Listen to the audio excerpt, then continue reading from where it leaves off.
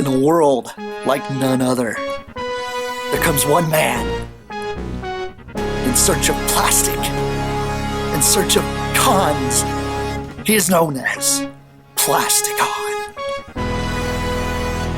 Join him as he brings toys from another dimension to a household near you.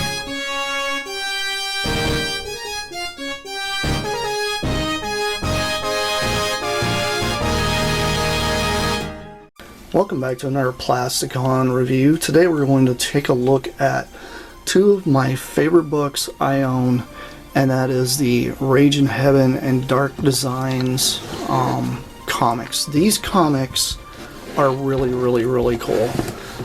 As you guys can see, you can put the two of them together and it forms a whole silhouette. So you see Liege Maximo there in the background, and this is really neat.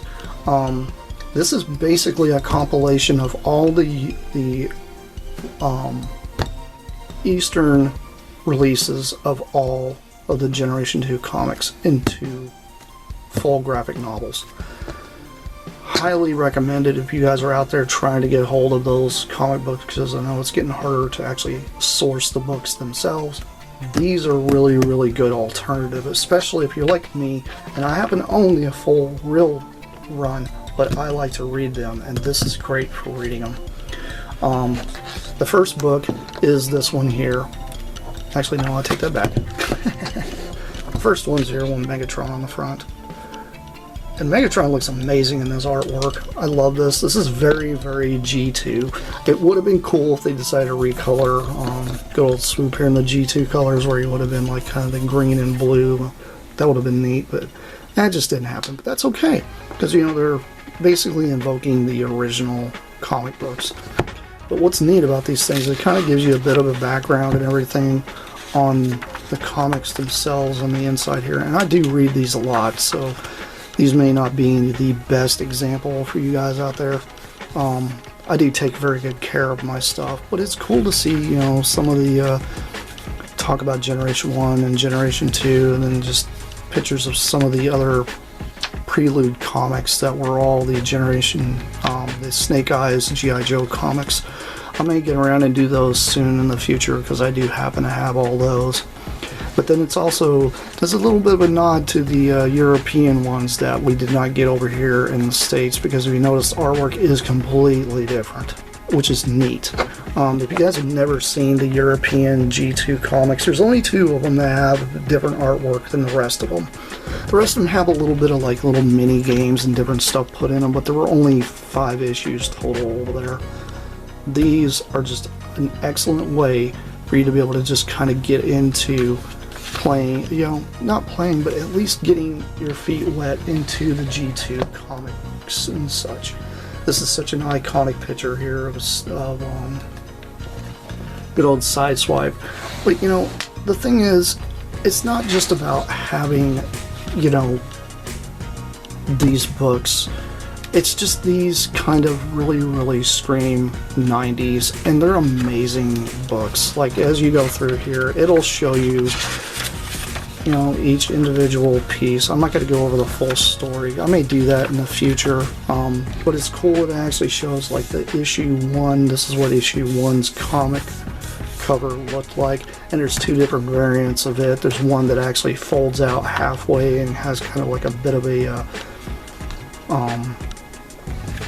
kind of one of the centerfold type of things that pop open, and then they've got the one that's just a standard issue like this that doesn't have the fold. The big difference between the two is the fold one's foiled, the other one is not foiled. I don't know if they did the regular one in foiled that didn't fold out like a centerfold, but if they did, I missed out on it. I think it's cool. But anyway, like I said, the whole books, every book themselves happens to have, like I said, every comic is in here. You can read the entire run in these 2 graphic novels. And I just think it's neat whenever they switch over to the new comic, and this is what they do. You know, they literally say, okay, well, you're done with the 1 comic, so here's number, you know, that was the end of issue 3. This is the beginning of issue 4 right here. And what's neat is if you read these, sometimes it'll tell you to see a different G.I. Joe book. And these G.I. Joe references are actually to the preload books that came out before these that are G.I. Joe Transformer crossovers. Like I said, I may get into actually showing you guys those here in the future, but I'm a huge fan of these books. I love these books. They are amazing. The quality is great. And what's cool is trying to find it right way so that way I can show it to you. What's great is there's a hardcover of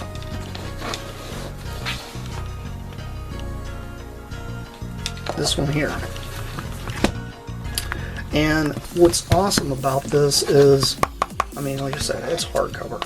It literally looks a little different on the inside. So it's not completely the same, but it's literally the same comic book. I think it's cool. There's a hardcover of this. Now, I have not actually found a hardcover of Rage in Heaven. Rage in Heaven's actually, like I said, this is the tail end of the entire line. Like I said, it's got every single solitary issue in here, which is cool. And I love these comics. These comics are amazing. I love how 90s and insane it is, and why hasn't Hasbro given us one of these? Where is our War World? I want to know where our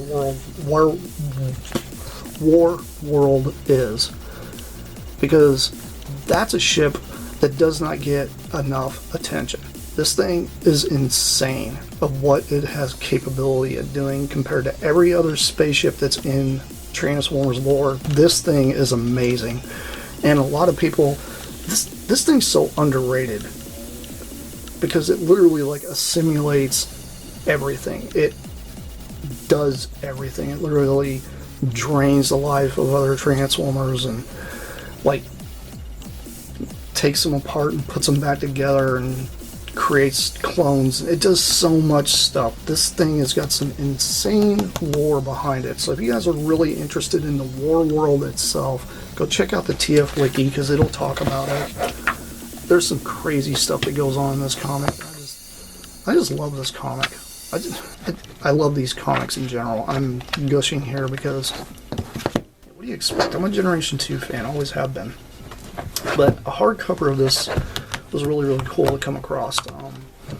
I'm hoping I can find a hardcover of Rage in Heaven. I don't know if there is one. I haven't ever seen one. I've tried to look for them. You guys may be able to correct me if I'm wrong. But you know, it literally is, it's a hardcover, this softcover, and I think it's amazing, and I love this kind of stuff. And it's kind of funny how they all same stamping, same everything. And what's funny is this in here was only like $5 cheaper back in the day than the hardcover. I probably would have dumped the money on the hardcovers immediately if I would have seen them in stores. But you know, it's difficult to find these things. But this is a really, really cool little look back at some of this stuff. And unfortunately, the Dark Design hardcover doesn't do this. And this, I would love this as a poster.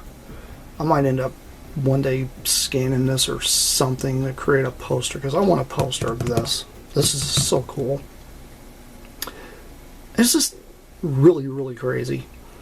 And this is Bludgeon, and I cannot for the life of me think of who this is. I don't think that's Jaxus because it's not a red head, which would have made more sense if it was. Could be Starscream. Yeah, that's Starscream. Now that I think about it, this is a simulated version of Starscream that happens in the horror episode, which there's a comic that's in here. It's a hidden comic. A lot of people don't know this, but the Halloween episode, or not episode, but issue that came out back in the day in a TV magazine that a lot of people see that's set up separately when you guys are looking for your Generation 2 comics, that's actually in the original run. It's just a small story that's literally been pulled out and turned into its own comic, which is the one where Starscream gets the Matrix and does all this stuff and turns into this super weird version of him before he meets his demise. And it's really, really interesting seeing that. But, you know, these are really, really solid books. I highly suggest you guys go out there and search these, because these are probably the best way to me to acquire these books, to be able to read the full run and not have to deal with an entire library or something happening to your vintage ones, because I have my vintage ones and they're all cherry. Take very good care of those. But these go with me places. I mean, I've got a binder thingy here. This thing was handy. It opens up and it's all cloth. So I can take my my books and slide them in here. You guys can see I've been reading a little bit of Blade Runner too. But it's nice to have, so that way I can actually protect my books and put them away, and then I can take this with me places and not have to worry about my comics getting ruined. But that's not what I'm talking about here. The big thing I'm talking about are these comics. These are amazing. Get these. If you cannot find these anywhere, seriously, source them. They're well worth the read. I think it's a very underrated series. Personally, I think the story in this is a lot more solid than what most people try to read into, because there's so much that's going on with the Generation 2 world that is so overwhelmed by everything else that's come out in the past few years, especially with, like, you know, the Beast Wars lore and all that came out, and it foreshadowed everything. But to me, these comics are what actually sell, you know, the G2 story arc, and the reason you want to buy the toys, and the reason you want to get into everything that is Generation 2. Get these books. They're highly recommended. They really are. And that's not just me because I'm a G2 nut. There's a lot of people out there who know that do love these books. Get them. They're amazing. The artwork, over the top. Love it. Anyway, this is Plascon. This is me signing off. Peace out, y'all. I'll see you around. That's it for now. Bye.